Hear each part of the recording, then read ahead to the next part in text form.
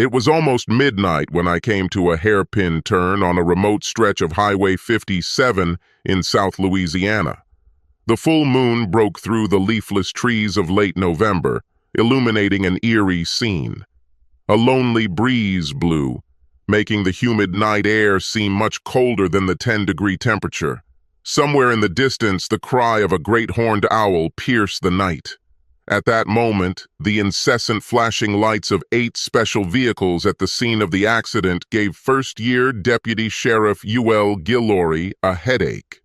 The combination of 2 fire engines, 1 search and rescue vehicle, 2 ambulances, and 3 police vehicles seemed excessive for the accident, which occurred on a deserted stretch of Highway 57 south of Dulac, Terrebonne Parish, Louisiana.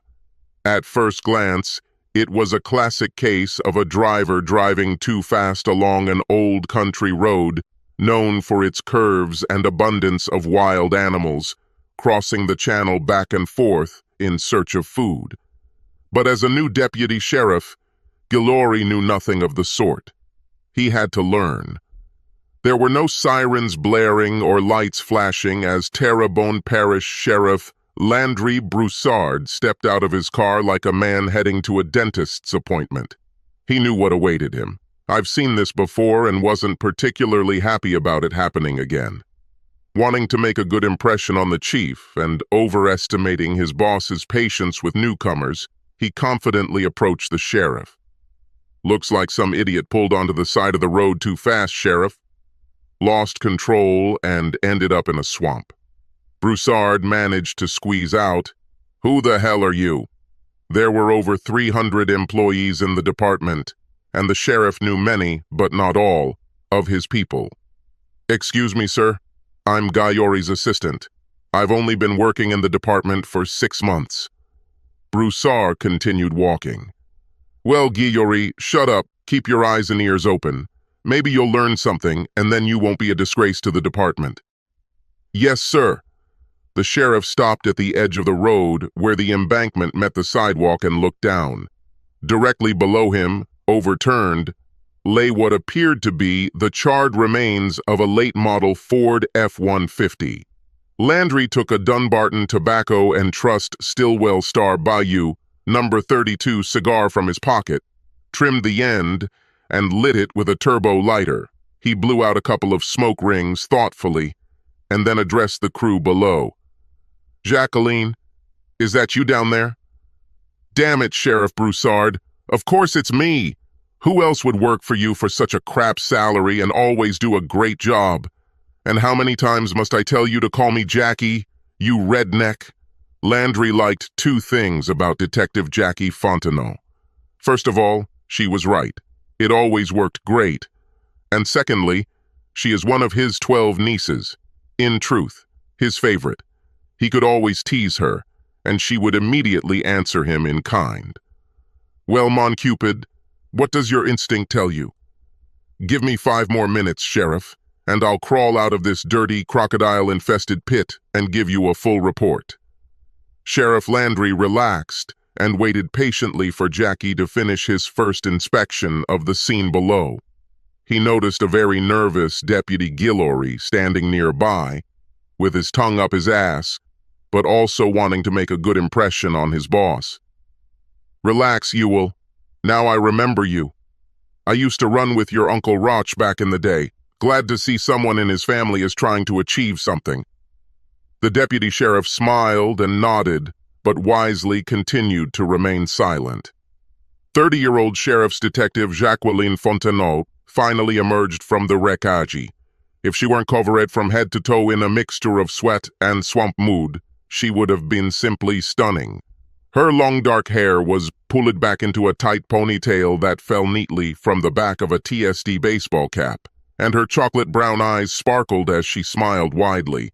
It was clear that she wanted to announce her findings and show her uncle that she could do something, but he never gave her a chance. As she pulled off her dirty overalls and began to speak, Broussard interrupted her.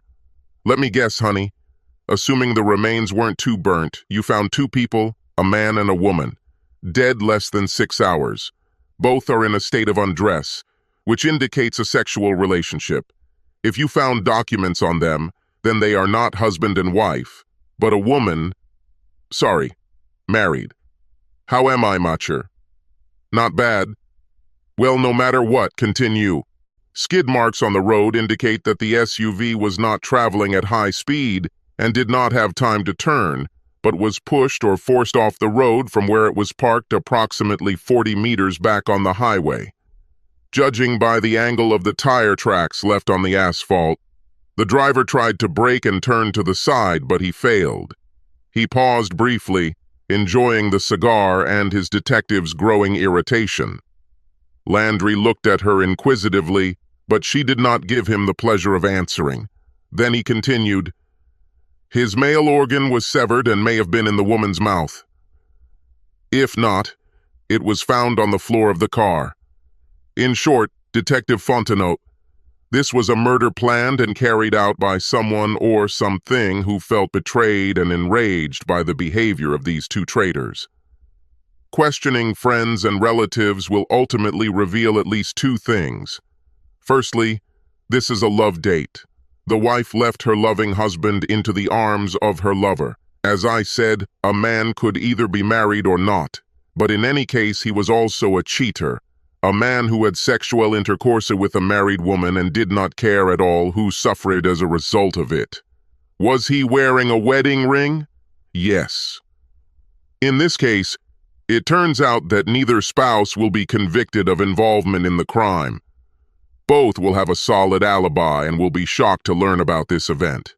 The same can be said for relatives or friends who may have known about the victim's betrayal of his marital vows. This case will never be solved. Am I guessing right, ma chère? Jackie did not answer for a moment, rather looked away, as if trying to remember some name or place. When she finally answered, she seemed unable to believe her words. Pour défendre Félix Bonvillain. Only if you believe in legends, ma chère. And into history, Jackie added. At this moment, the newly minted deputy sheriff succumbed to curiosity and spoke. Excuse me, sheriff, but what is all this for? Who is Félix Bonvillain, and what is this legend? Well, my boy, let me tell you a story. Félix Bonvillain was born just after the end of the Civil War into a wealthy plantation family in our parish. By all accounts, he was hardworking and pious, one of the first and only people to help former slaves. He married his young sweetheart, Marie Schaffer, the beautiful daughter of Thomas Schaffer, another well-known resident of our region. She seemed to fall in love with him and bore him 2 strong sons. However, 15 years after marriage, Félix discovered that his wife was not faithful to him. According to some reports, she dated a local Mazuric named Alphonse Robichaud, who was rumored to have slept with several young wives in 2 or 3 parishes. But his corruption of married representatives of the fairer sex has never been proven. The story goes that Félix, a kind and generous man, did not want to be made a fool of. Therefore, he patiently hatched plans, watched and waited until he found a couple in the back seat of Alphonse's car, naked and passionately indulging in sexual pleasures. In a rage, the offended husband pulled out a saber and deprived Monsieur Robichaud of his genitals, after which he killed both of them and fed them to the swamp. As they say, Félix took revenge, but was never able to recover from the betrayal of his love. They say that he went crazy, left his home, and wandered through the swamp until his death. But, Deputy Galori intervened, what does that have to do with this situation? Even if these two were traitors, Bonvillain has been dead for almost 100 years. At this point, Detective Fontenot took over the case. Yes, but they say that to this day Félix's ghost does not find peace. He roams the roads and gateways of our beloved parish, searching for and punishing everyone who broke their vows and treacherously betrayed their marriage. This is absurd, answered the naive assistant. Really, Bullet? The sheriff objected. You don't know anything about this story? 1938, Delphine Bordeaux and John Dumont. 1951, Helena Léger and Herbert Comeo, 1984, Sabine Arbor and Aymeric Rivet, 2001, Ursule Patry and Alban Flan. They were all found dead just like our couple tonight, Jackie continued. Everyone cheated on their spouses and everyone was avenged by the ghost of Félix Bonvillien, a faithful follower of Anthony of Padua. Both the sheriff and the detective crossed themselves. The patron saint of lost loves, concluded Broussard. 4 hours earlier, Babette Babe Sebastien was naked except for her skirt riding up on her hips and her lavender panties hanging loosely over her left ankle. Gus Auten, in turn, gave his best. Babe and Gus had been intimate for more than 6 months, having committed adultery for the first time outside the local high school, where Gus worked as the athletic director and Babe taught 9th grade math. For several months now, they have been having sex behind their spouses' backs and sincerely believe that they will never be caught. The first attempt occurred in the evening when Babe was furious with her husband Luke for not waiting for her to get home before taking the children to the local park. Luke called her on her cell phone several times, but she ignored him, checking her latest work for the week. When she finally listened to his message, she realized that she had failed. Cher, I took the children to the park. Since there was only an hour left before sunset, we promised them that we would go together. But since you are not answering your calls again, I will lead them alone. Meet me there if you have time. All 3 of us will be glad if you join us. Babe knew she was wrong, but she was a stubborn and proud woman who did not want to be pushed around by her loving husband. Luke, in turn, adored her, perhaps even too much, rarely putting her in her place when she was wrong. As a result, she always found a way to blame him and justify her immature behavior.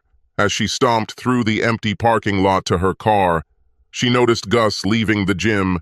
He, like all the other heterosexual teachers at the school, secretly lusted after the young mother of 2. She was fit, curvaceous, had a quick mind, and enjoyed making fun of her colleagues. She turned them on, but only to a certain point, until she abandoned them. As Gus approached, he could almost see smoke coming out of her ears as she muttered, "The bastard is trying to make me look bad in front of the kids. No sex with him for a week." Gus, who was no stranger to marital disputes with his fiancée, decided to make his move. Acting like an understanding friend, he persuaded her for about 30 minutes until she climbed into his pickup truck, which he immediately drove to a secluded place behind the school. To his utter delight, they started having sex like rabbits almost immediately after he parked the car. She told him that this was a one-time event, that she was just angry with her husband, and she needed to let off steam. Gus didn't argue or suggest otherwise. He just watched and waited. I knew that once she tried it, she would come back for more. 2 weeks later, his assumption was confirmed. Early one Saturday morning, she appeared in his office. He mentioned that he likes to work without interruption when the school grounds and buildings are empty. When she left, she was afraid that her ass, where he spanked her, would still show his handprints later, so she made a mental note to be careful with how she undressed that evening. Luke didn't notice anything. When she got into bed, it was already dark. From then on, Gus and Babe had sex at least twice a week. The evening of their death was their second session in a week. Gus's wife Nola took the children to her parents' home in Baton Rouge for the weekend. Luke was fishing and Babe's children were with her parents. After the first round, they were both enjoying the second when they both thought they heard a whisper in the dark. "The cheaters must pay. The cheaters must pay. The cheaters must pay." Babe sat up slightly, pressing herself closer to her lover. "What was it?" she whispered. He was silent for a moment, but then smiled lustfully. "Nothing, ma chère, please continue." Babe hesitated for a moment, but then obeyed. And suddenly, this time a little louder, a voice full of poison and rage broke the silence. Cheaters must pay." Confused and worried, Gus started the car, put it in gear, and was starting to drive away when his voice gained strength. Somehow, without touching the gear shift, the SUV shifted into neutral and lurched forward. Babe tried to scream for Gus to let her go, but she couldn't say anything. Gus, in turn, tried to grab the steering wheel and steer the truck to the side, but his hands were locked and could not move. He frantically tried to move his feet to the brake pedal, but it was all useless. He froze, as if chained hand and foot with chains that held him tightly. "Cheaters must pay! Cheaters must pay! Cheaters must pay!" Now the voice sounded as if it was coming from someone in the cab, but no one or anything was visible, as the SUV, under the influence of some invisible force, was moving closer and closer to the highway embankment. Gus's legs suddenly felt free, and he pressed them as hard as he could into the brake pedal. The SUV's resistance to the invisible force that was moving it made the rubber tires squeal as if in excruciating pain. They got closer and closer to the cliff and picked up speed, even as Gus tried to block the movement. The last 20 meters were accompanied by the screams of doomed lovers and the incessant eerie sound of rubber on unyielding asphalt. Before the SUV flew to the side of the road, the grinning face of the enraged Pour de Fan Felix Bonvillain appeared before their eyes, and now a disgusting laugh, full of unimaginable pain and boundless glee, burst out with the last words that deceivers will hear in this life. "The cheaters will pay." The SUV went over a low curb, crashed into the rocks below, and burst into flames. The brazen traitors to love met their terrible and screaming as they were engulfed in flames. Subscribe to our channel